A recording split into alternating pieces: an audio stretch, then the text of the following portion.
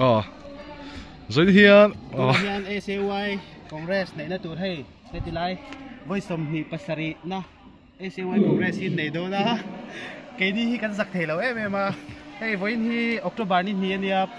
kapugan dia birthday nia ek lâu pandal vel hết lại photo booth hi en lúc teng hết lại photo booth ai kan kala hay tí lại photo booth ai kan kala ni chuan photo booth ai hen tha de kan vala chuan in tôi này hiện nặc tu cả hiện rehearsal này program anh chân đâu nó vào cái tôi hiện rehearsal này mấy cả kuan stage te an LED wall te kun nal khop mai a kan an function đâu này cái đi chúc Presbyterian Church kan dia mà sẽ SAY kan đâu này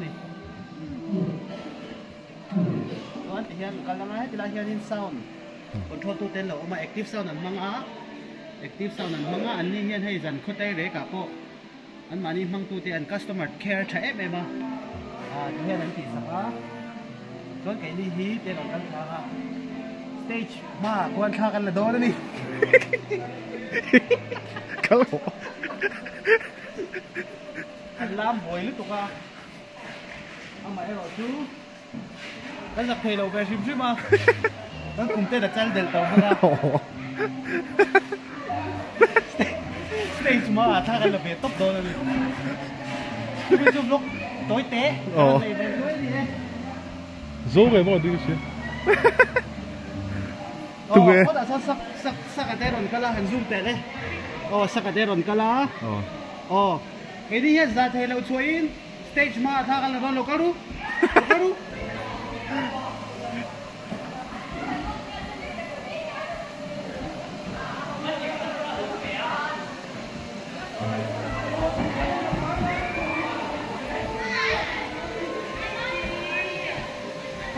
tu này hiện do cái mà mèo chết nó mua anh phải lóc đòn đi